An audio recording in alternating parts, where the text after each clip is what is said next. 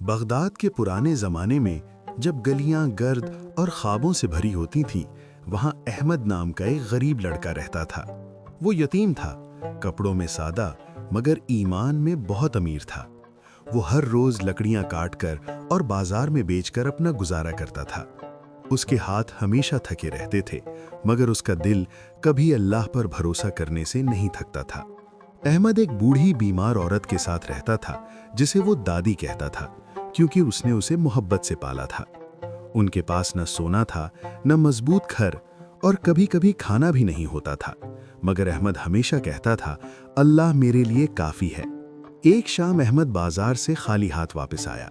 کسی نے اس کی لکڑیاں نہیں خریدی اور سورج آہستہ آہستہ ڈوب رہا تھا۔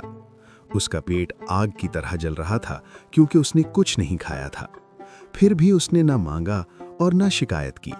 وہ خاموشی سے گھر کی طرف چل پڑا، بڑے مسجد کے پاس سے گزرتا ہوا جہاں فضا میں اذان کی آواز گونج رہی تھی۔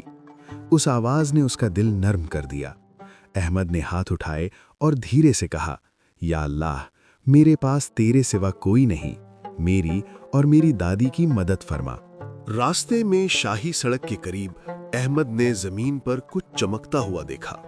وہ رکا اور غور سے دیکھا۔ وہ سنہری دھاگے سے سجا ہوا ایک خوبصورت ریشمی تھیلا تھا جو کسی امیر آدمی کا لگتا تھا۔ احمد نے اسے اٹھایا تو وہ بھاری تھا۔ اس کا دل تیزی سے دھڑکنے لگا۔ جب اس نے تھوڑا سا کھولا تو اس کی آنکھیں حیرت سے بھر گئیں۔ اس کے اندر قیمتی جواہرات اور سکے تھے، اتنے قیمتی کہ صرف ایک سکہ بھی اس کی زندگی بدل سکتا تھا۔ ایک لمحے کے لیے اس کا بھوکا جسم کمزور پڑ گیا۔ اس کے دماغ نے کہا، اٹھا لے، کوئی دیکھ نہیں رہا، کھانا خرید لے، دوا لے لے اور کرایہ دے دے۔ مگر پھر اس کے دل نے یاد دلایا، یہ تمہارا مال نہیں، یہ امانت ہے۔ احمد نے فوراً تھیلا بند کیا، اسے سینے سے لگا لیا اور کہا، یا اللہ، مجھے حرام سے بچا لے۔ وہ نہ بھاگا، نہ اس نے ایک روٹی تک خریدی۔ وہ تھیلا گھر لے آیا، حالانکہ وہ اسے پہاڑ کی طرح بھاری لگ رہا تھا۔ گھر پر دادی دروازے کے پاس بیٹھی تھیں، کمزور اور بخار سے کانپ رہی تھیں۔ ان کی آواز نرم تھی۔ جب انہوں نے پوچھا، بیٹا، کچھ کھانے کو لائے ہو؟ احمد نے زبردستی ہلکی سی مسکراہٹ بنائی اور کہا، نہیں دادی، آج نہیں، مگر اللہ ہمیں نہیں چھوڑے گا۔ سو جائیں اور اللہ پر بھروسہ رکھیں۔ اس نے انہیں پانی دیا، چادر اڑھائی، پھر اس تھیلے کو فرش کے نیچے ایک ٹوٹے ہوئے مٹی کے برتن کے قریب محفوظ جگہ پر چھپا دیا۔ اس رات احمد سو نہ سکا۔ بھوک اسے دھکیل رہی تھی، مگر اللہ کا خوف اس سے زیادہ مضبوط تھا۔ احمد کی ایک عادت تھی جو ہر مشکل وقت میں اسے طاقت دیتی تھی۔ سونے سے پہلے وہ محبت اور پورے یقین کے ساتھ سورۃ یاسین پڑھتا تھا۔ وہ یقین رکھتا تھا کہ اللہ کے الفاظ اندھیرے میں روشنی بن جاتے ہیں۔ اسی رات جب اس کا پیٹ خالی تھا اور آنکھیں آنسوؤں سے بھری تھیں، احمد نے پھر بھی خاموشی سے سورۃ یاسین پڑھی اور دعا کی، یا اللہ، مجھے گناہ سے بچا، میری دادی کی حفاظت کر اور سچ سامنے لے آ۔ اگلی صبح شہر میں شور مچ گیا۔ سپاہی ہر جگہ تھے اور لوگ شاہی تھیلے کے گم ہونے کی بات کر رہے تھے۔ یہ تھیلا شہزادی کا تھا، اور یہ صرف زیور نہیں تھا بلکہ اس کی ماں کی آخری نشانی تھا۔ اعلان کیا گیا کہ جو اسے واپس کرے گا اسے انعام ملے گا، لیکن اگر یہ کسی چور کے پاس ملا تو اسے سخت سزا دی جائے گی۔ احمد کا دل لرز گیا کیونکہ وہ غریب تھا اور غریبوں پر جلد الزام لگ جاتا ہے۔ پھر بھی وہ کھڑا ہوا اور کہا، میں آج اسے واپس کر دوں گا، چاہے وہ مجھے غلط سمجھ لیں۔ مگر احمد کے جانے سے پہلے ہی مکان مالک طوفان کی طرح آیا۔ احمد صرف ایک سکہ نکال کر سب کچھ ٹھیک کر سکتا تھا، کسی کو پتہ نہ چلتا۔ لالچ بہت مضبوط تھا، مگر احمد نے آنکھیں بند کیں، اپنا وظیفہ، اپنی صورت اور اللہ کا خوف یاد کیا۔ اس نے آہستہ سے کہا، اللہ مجھے دیکھ رہا ہے۔ پھر اس نے ادب سے کہا، مجھے ایک دن دے دیں، اللہ راستہ بنا دے گا۔ احمد نے تھیلا اپنے کپڑوں کے نیچے باندھا اور محل کے دروازے کی طرف چل پڑا۔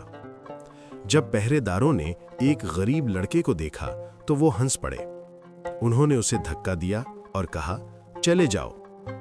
अहमद इत्मीनान से खड़ा रहा और कहा, मैं भीख मांगने नहीं आया, मुझे एक चीज मिली है जो शाही खानदान की है।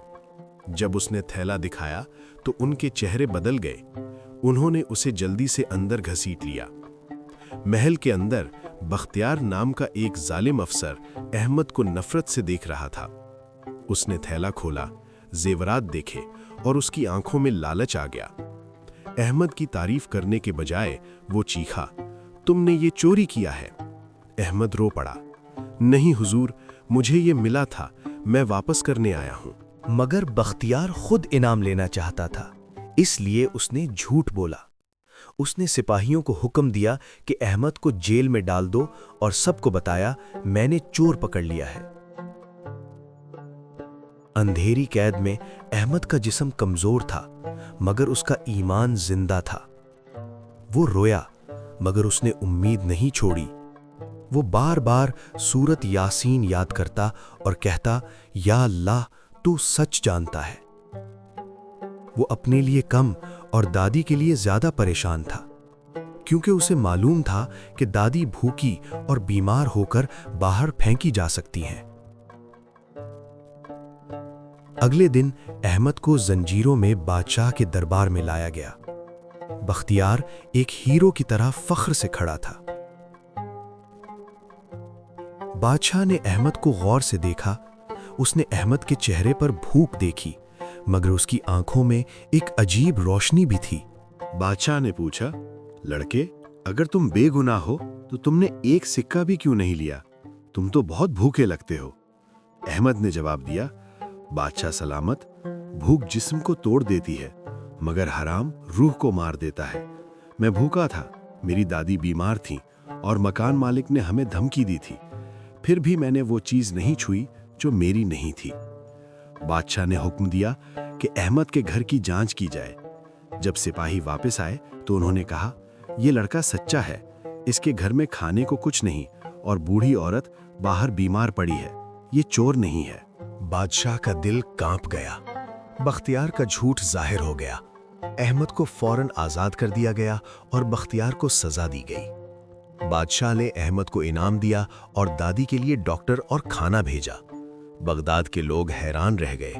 अहमद जेवरात की वजह से बड़ा नहीं बना, बल्कि इसलिए कि उसने अमानत की हिफाजत की। सब ने समझ लिया कि सच्चाई सोने से ज्यादा कीमती है। अहमद की जिंदगी बदल गई और लोग उससे पूछते, तुम भूख और तन्हाई में मजबूत कैसे रहे? अहमद मुस्कुराकर कहता, मैंने अपनी अमानत को थामा और मैंने अपने कुरान को थामा। वो उन्हें बताता कि वो हर मुश्किल में सूरत यासीन पढ़ता था और अल्लाह ने उसके लिए ऐसे दरवाजे खोले जिनका उसने कभी सोचा भी नहीं था। और प्यारे सुनने वाले, ये सबसे मजबूत सबक है। अगर अहमद की ईमानदारी और सूरत यासीन से मोहब्बत ने उसकी मदद की तो आपकी जिंदगी भी बदल सकती है। पूरे यकीन के साथ सूरत यासीन पढ़ें, दुआ करें और कभी हराम न लें। इस वजीफे की बरकत और अल्लाह की रहमत से आपके मसाइल भी हल हो सकते हैं और आपकी तकदीर भी बदल सकती है, बिल्कुल अहमद की तरह। जब हम ईमान के साथ पढ़ते हैं तो अल्लाह हमारे मसले आसान कर देता है और हमें रास्ता दिखा देता है।